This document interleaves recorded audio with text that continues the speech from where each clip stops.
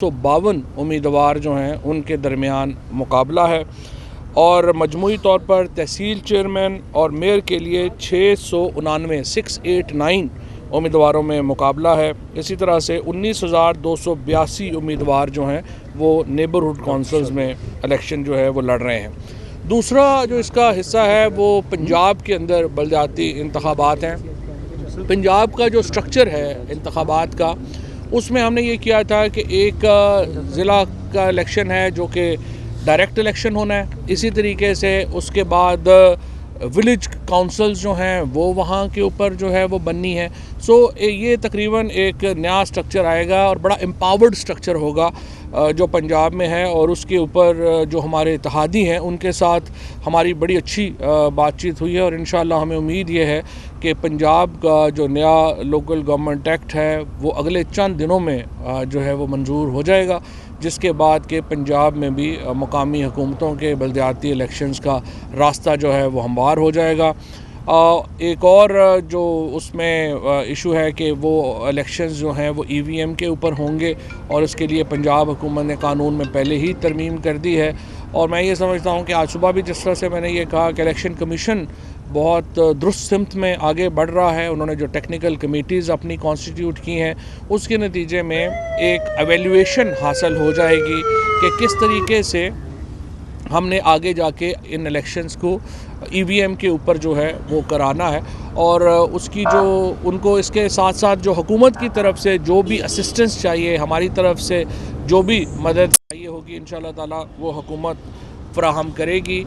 मैं सिर्फ आपको ये बता दूं कि जो इसके बारे में कुछ मीडिया में ये तासुर मिल रहा है कि शायद ये बड़े महंगे इलेक्शन होंगे, ऐसा कुछ नहीं है। ये उतने ही तकरीबन इलेक्शन होंगे जितने के हमारे बाकी अमूमी इलेक्शन होते हैं। और एक्चुअली अगर आप थोड़ा लॉन्ग टर्म में देखेंगे तो ये इलेक्शन का प्रोसेस सस्ता हो जाएगा, क्योंकि आपको EVMs बार बार जो हैं वो नहीं ख़रीदनी पड़ेंगी।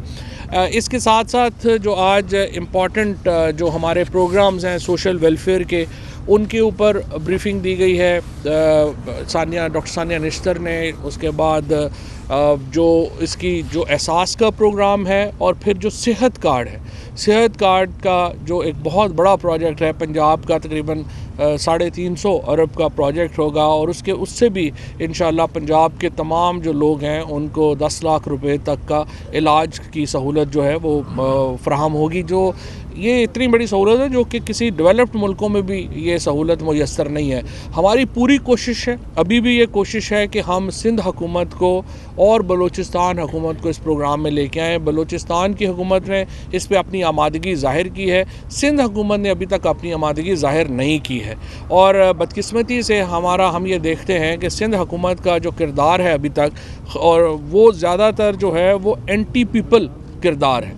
चाहे वो कीमतों का मामला हो, चाहे वो इलाज का मामला हो, चाहे कोई और सहूलत का मामला हो, हम देखते हैं कि वो एक स्पॉइलर का किरदार अदा करते हैं हमेशा सिंध की हुकूमत। और अभी भी हम ये समझते हैं कि ये जो मुफ्त इलाज की 10 लाख रुपए तक की सहूलत है, ये पाकिस्तान के हर शहरी का हक़ है।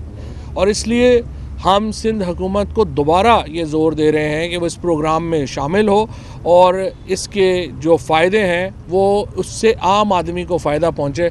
ये अलबत्ता मायूसी की बात उनकी होगी कि पहली दफ़ा एक ऐसा प्रोग्राम होगा जिसमें वज़ीरों मुशीरों को उस तरह से फ़ायदा नहीं होगा। तो सिंध हुकूमत शायद उसके ऊपर परेशान है, लेकिन आम आदमी को इसका फ़ायदा होगा, इसलिए उनको उस तरफ जो है वो जाना चाहिए। इसी तरीके से आज महंगाई की सूरत हाल के ऊपर जो है वो गौर हुआ है और हमने देखा कि जो इस वक्त सेंसिटिव प्राइस इंडेक्स है उसमें 0.67% की जो है वो कमी आई है, जो बड़ी खुश आइंद है। और इसी तरीके से इस वक्त जो हमारी तमाम तर तवज्जो है वो यही है कि पाकिस्तान के अंदर जो इस वक्त एक आप समझिए कि बैनुल अक़वामी महंगाई के जो असरात हैं उनको हम कम से कम कर सकें। और इंशाअल्लाह ताला आइंदा आने वाले दिनों में आप देखेंगे कि जो ही ये सूरत हाल बेहतर हो रही है तो ये आम आदमी को इसका भी जो है वो इंशाअल्लाह फ़ायदा पहुँचेगा। अच्छा फवाद चौधरी साहब, ये बताइएगा, आज शाहिद खान अब्बासी साहब ने एक प्रेस कॉन्फ्रेंस की और उसमें उन्होंने ये कहा कि हुकूमत महंगाई की शरह जितनी ज़्यादा है लेकिन हुकूमत झूठे अदाद शुमार से उसको छुपाने की कोशिश कर रही है। तो क्या आपकी जानिब से दादो शुमार आ रहे हैं, क्या वो झूठ पर मबनी है? कि पहली बात तो यह है कि जो महंगाई का एक सेंसिटिव प्राइस इंडेक्स जो आता है और सीपीआई आता है, कंज्यूमर प्राइस इंडेक्स, ये एक बड़े डिटेल्ड प्रोसेसेस उसके अवेलेबल हैं। शाहिद खाकान अब्बासी साहब को मैं दावत देता हूँ कि वो पीबीएस के साथ बैठ जाएं, क्योंकि नून लीग के ज़्यादातर लोग जो हैं उन्होंने कभी ज़िंदगी में अखबार भी पूरा नहीं पढ़ा, तो उनको दावत मैं ये देता हूँ कि वो पहले सिस्टम समझ लें। इस जो सेंसिटिव प्राइस इंडेक्स है, इसमें भी 40% जो एदाद शुमार हैं वो कराची से आ रहे होते हैं, और कराची की वजह से हमारे ये जो एदाद शुमार हैं, मैंने कल भी बताया था कि किस तरह से उनका बोझ जो है वो वफाक ले रहा है। और शाहिद खाकान अब्बासी साहब का जो महंगाई के ऊपर इस वक्त एक विरद है या जो वो गुफ्तगू करते हैं, उससे इसलिए उनका क्रेडिबिलिटी नहीं है कि वो जिस दिन आज इन्हीं के करतूतों की वजह से पाकिस्तान में महंगाई है। अगर नून लीग और पीपल्स पार्टी और शाहिद खाकान अब्बासी साहब अपनी दौर में पॉलिसीज़ बेहतर रखते और आज हमारी डिपेंडेंस ना होती अपनी इतनी ज़्यादा बाहर के ऊपर, तो हमारी महंगाई में हालात ये ना होते। आप सिंपल बात है, आप एक्सपोर्ट कम कर रहे हैं, आपकी दरामदात ज़्यादा है, आपका डॉलर ऊपर जा रहा है। शाहिद खाकान अब्बासी साहब ने जब मिनिस्ट्री संभाली थी अपनी गैस की, 1 रुपये का उसके ऊपर कर्जा नहीं था। जिस दिन ये छोड़ के गए 157 अरब रुपए का कर्जा छोड़ के चले गए, और जो पॉलिसीज़ देगी उनसे भी हमसे भी ये अभी तक जो है वो वापस कर्जों से नहीं निकल पा रही। अच्छा चौधरी साहब, कौमी सलामती कमेटी के इजलास के बॉयकॉट का फैसला किया है सर, ये इजलास होगा अपोजिशन के बगैर या इसको आगे? ये तो पार्लियामेंट का इजलास और ये स्पीकर साहब और बेहतर बता सकते हैं, पार्लियामेंट बेहतर बता सकती है कि वो इस इजलास के ऊपर क्या करेंगे। लेकिन अपोजिशन का मैं समझता हूँ कि वो पार्लिमानी पार्टी के इजलास में भी तैयार नहीं है, वो किसी जगह के ऊपर जो है वो तैयार नहीं है। बेसिकली मैंने जैसे आपको पहले भी कहा था, ये सारे थके हुए पहलवानों का इज्तिमा है। पीडीएम तो अब बेचारे जो है वो 5 चूहे घर से निकले करने चले शिकार, तो 1 चूहा अब बाकी रह गया है, बाकी तो सारे वैसे ही रास्ते में इधर उधर हो गए। अच्छा चौधरी साहब, ये बताइएगा कि आइन अपना रास्ता बनाएगा, ईवीएम के हवाले से आपने जो आइन बिल पास किया, आइन रास्ता बनाएगा। इलेक्शन कमीशन में भी कमेटियां बना दी, आप भी बड़े सीरियस हैं, आगे बढ़ रहे हैं, लेकिन अपोजिशन जो है, अपोजिशन के तहफ़्फ़ुज़ात अभी तक क्यों नहीं दूर हो सके? अपोजिशन के तहफ़्फ़ुज़ात इसलिए दूर नहीं हो सके कि वो तो अपने तहफ़्फ़ुज़ात दूर ही नहीं करना चाहते।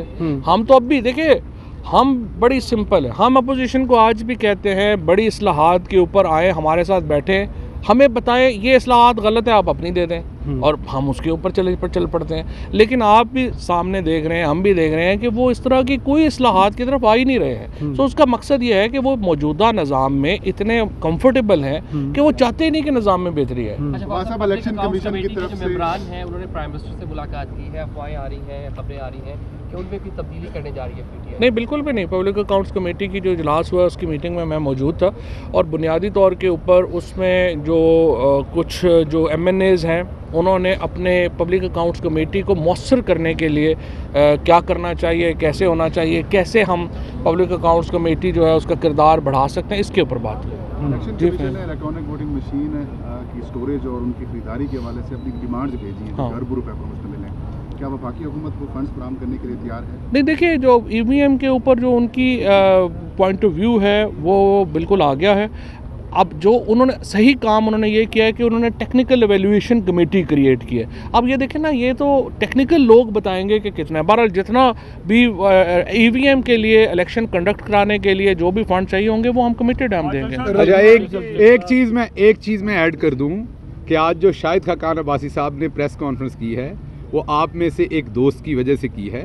आप में से एक दोस्त ने आज सुबह 9 बजे मरियम बीबी की एक नई ऑडियो सुनवाई है, जिसके बाद माहौल में मुकम्मल तरथली पड़ जाएगी, और उस परेशानी में आज उन्होंने दोबारा महंगाई के झूठे सच्चे अदाद मार दिए हैं। आप कल भी इन्हें सुबह बोलता नज़र आएंगे। अब वो सहाफ़ी भाई पे है, वो कब लाना चाहते हैं ऑडियो मैं तो सुन चुका हूँ, लेकिन वो क्योंकि अमानत है तो उन्होंने डिसाइड करना है कि वो उन्होंने ऑडियो मरियम बीबी की, लेकिन जब वो ऑडियो आएगी तो माननी भी पड़ेगी कि वो सच्ची है, और उसके बाद शर्मिंदगी कई गुना और बढ़ जाएगी। चलो जी सर, इस ऑडियो पे आप हुकूमत कोई रिएक्ट नहीं कर रही? किस इतनी ऑडियो आ गई है, समझ नहीं आ रहा किस पे क्या टोटे चल रहे हैं, टोटे।